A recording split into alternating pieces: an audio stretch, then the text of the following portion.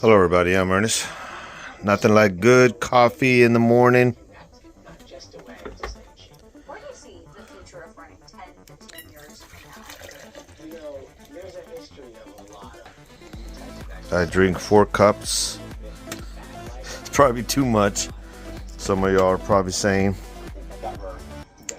They're saying running is taking a boom. Like a lot of people are doing it now.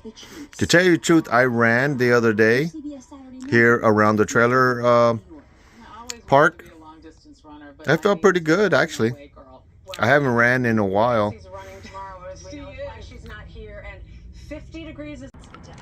It's a beautiful day.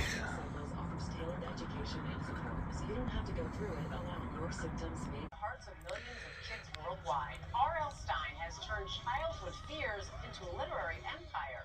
We're going to visit the real home that in the right notes. It's a Nashville institution with fans around the Grand Ole Opry. I went to RYAM in Nashville this year back in February. That's where the I think the Grand Ole Opry started there on the RYAM. Yeah, I got a video of it on my channel. I guess they're celebrating 100 years or something like that. It's one of Nashville's oldest stories. A young singer chasing a dream.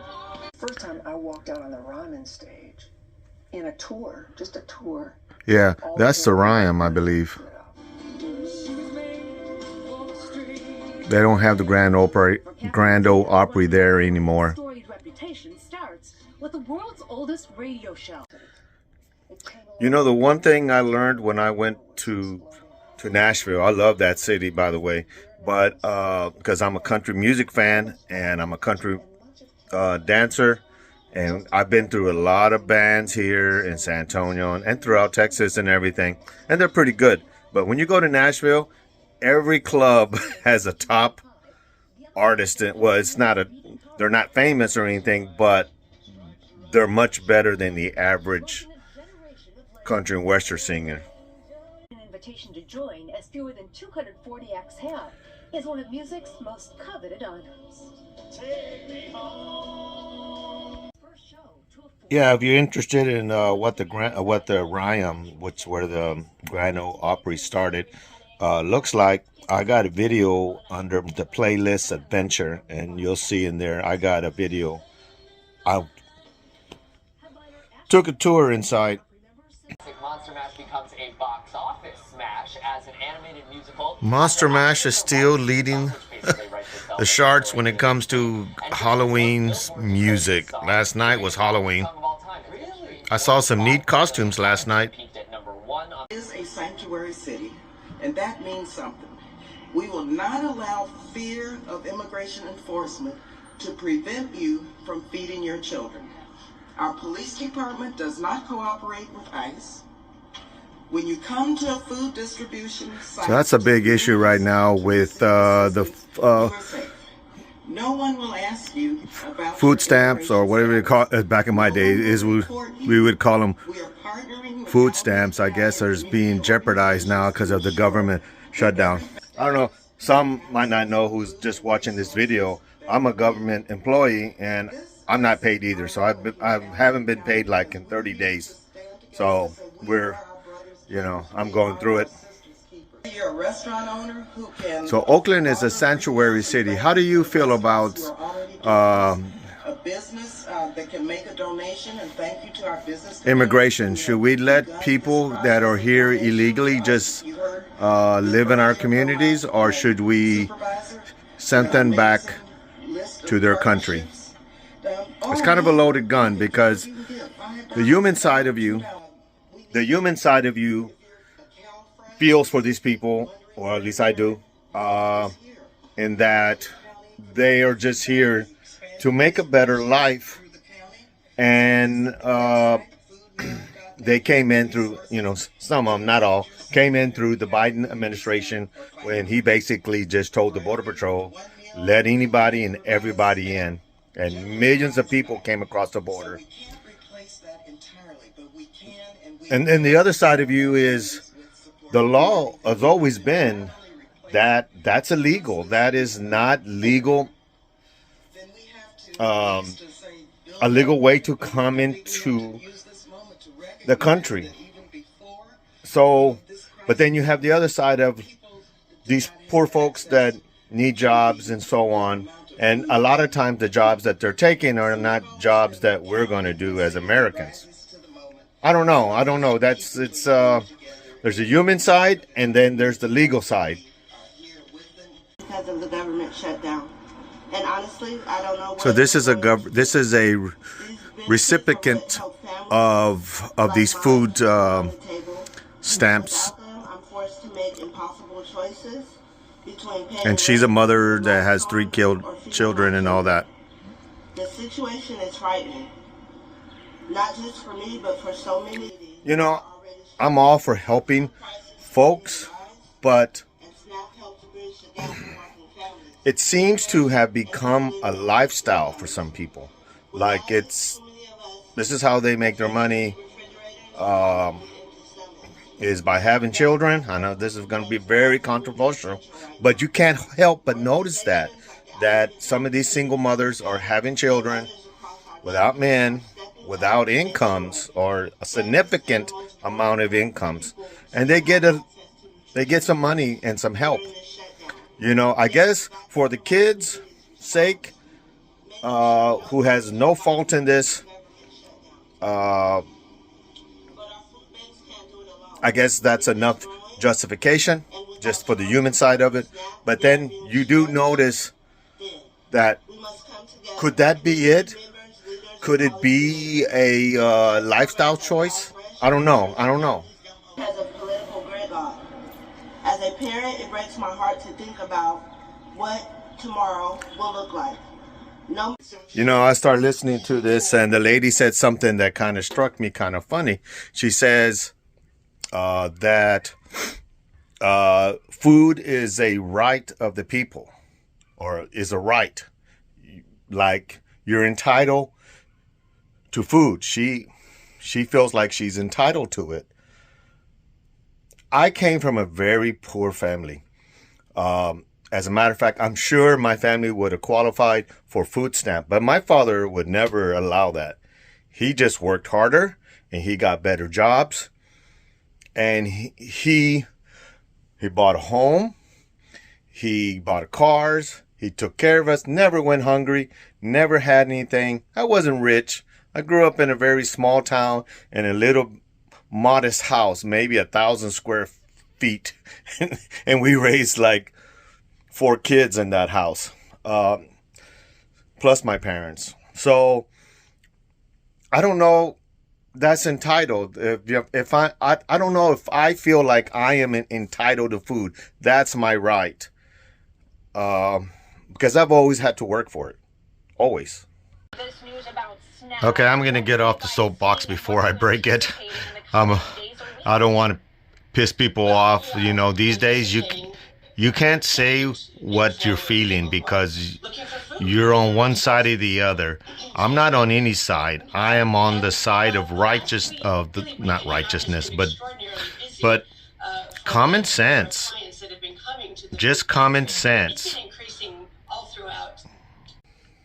You know, as I sit here and ponder this, because I'm not a political channel. I try not to be. I might voice some opinions, and that's probably considered toxic these days. But, you know, I was thinking maybe it's the breakdown of the American family that we're in these situations. My dad did his job. He supported us. And maybe men are not doing that anymore. Maybe the younger generation men are just not responsible and causing these issues. I don't know. Tell me what you think. I don't know if the answer. It's just stuff that crosses my mind. For God's sake, we have to talk to each other. The outlook for employment and inflation has not changed much since our meeting in September. Conditions in the labor market appear to be gradually cooling, and inflation remains somewhat elevated. In support of our goals and in light of the balance of risks to employment and inflation, today the Federal Open Market Committee decided to lower our policy interest rate by a 1/4 percentage point. All right, there you go. We also decided to conclude the reduction of That'll help the market. securities holdings as of December 1. I will have more to say about monetary policy after briefly reviewing economic developments. Available indicators suggest that economic activity has been expanding at a moderate pace. So, fairly good news, and lowering the interest rates would boost, other things, business to loan money, banks, car payments, house payments, all those things have just been down, have just been lowered. In the labor market, the unemployment rate remained relatively low through August. Job gains have slowed significantly since earlier in the year. A good part of the slowing likely reflects a decline in the growth of the labor force due to lower immigration and labor force participation, though labor demand has clearly softened as well. Although official employment data for September are delayed, available evidence suggests that both. So the one thing I really noticed where prices have gone up a lot is in the grocery store. My God, it's like you can't get out of there without spending at least $100. And I live by myself. I'm just feeding myself. I can imagine a family of 4 or 5. God darn, man, your money would go real quick at the grocery store. And I mean, everything else is up too. Fuel is pretty decent right now. We're down here in Texas. I think last time I paid $2.60, and then 2 weeks before that, it went all the way down to $2.30 something. So I know the rest of the country, as I travel, I see like a lot of people are paying $4, $5 a gas. It's like, God darn, why is it so expensive in this state? But I guess there's a reason for it. But prices are definitely going up, and your money doesn't go as far, for sure. Yeah, that guy's pretty boring. He's very dry. So I'm gonna step out and go wash my car. Yeah, the news is sometimes can be overwhelming, depressing. So take a break, go outside. Then you wash the car. I should wash the truck too. Looks pretty dirty. I haven't washed a car in 2 months, maybe. To wash a car, just a basic wash is around $9 without any wax or anything like that. I go through these drive-through wash car places, and then afterwards you have a vacuum station. They usually provide towels and Windex. So there's one here right by the house. Before I wash the car, I'm going to put some gas, but here's some prices you can see. So unleaded is $2.37, plus is $2.67, $2.97 for premium. No ethanol is $3.21. Not bad. Okay, so that's my total, 10 gallons and almost 10 and a half gallons for 25 gallons. Dollars. All right, so here's the car wash. Okay, so I bought the VIP wash, which is not the basic. The basic's $10, and the VIP gives you a little bit more cleaning, and that one is $15.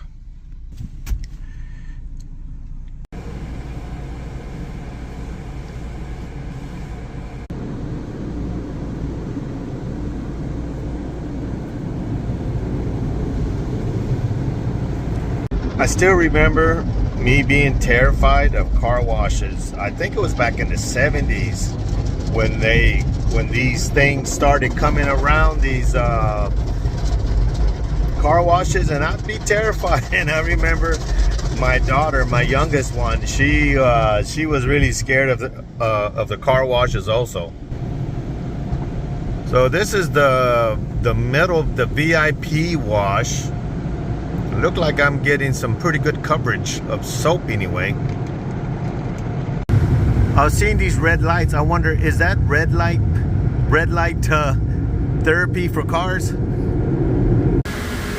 All right, looks pretty clean. Looks pretty clean. Yeah, they're talking about how Democrats are holding the government, reopening it because of the healthcare premiums would go up sky high.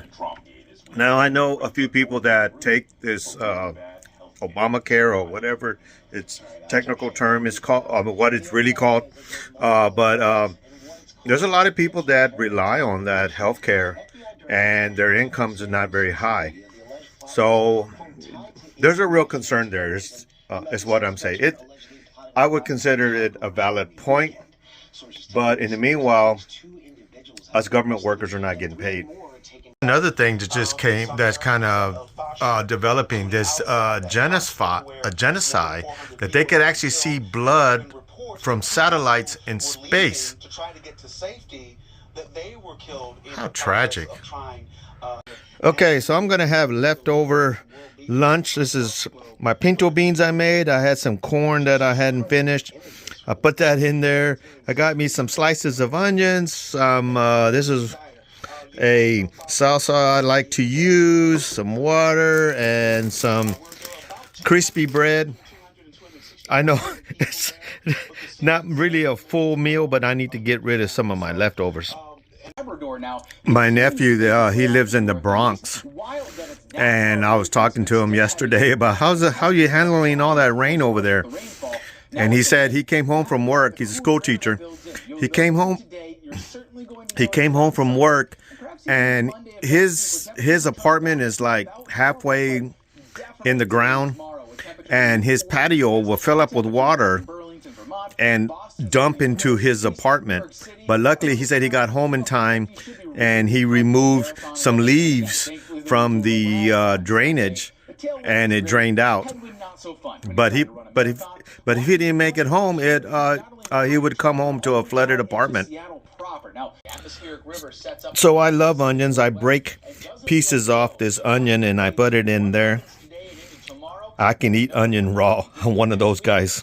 I know that this meal probably doesn't look very delicious to some people, but I'm telling you, it's really good. The reason I do that is at the ranch, long time ago, my Uncle Rudy would cook. And he would just go in the refrigerator, and whatever he had laying around, eggs, steak, or green beans, and just whip up a meal. And it'd be some of the best food I remember eating. And he just mixed everything, or kind of made stuff that mismatched and made a meal out of it. And I'll never forget that. Intelligence. I think a good joke is a salute to a child's intelligence. I know I'm not much of a reader, and I suspect that I was dyslexic. And my daughter was diagnosed with having dyslexia, but although she's an honor student, so this reading class crisis that they're talking about, I don't know if this is something new or not. There's that New York mayor race. So 50% Democrat, 25% Independent, and like 21% Republican. Is that a true makeup of New York City? Yeah, the other thing I like to watch is car shows where they fix cars and modify cars and stuff like that. I love watching that stuff. But it's already going to be almost 1. So I need to, after I already ate, wash the car and all that. I'm going to go to the gym and work out and see what else happens today. Thanks for watching, and I'll see you next time.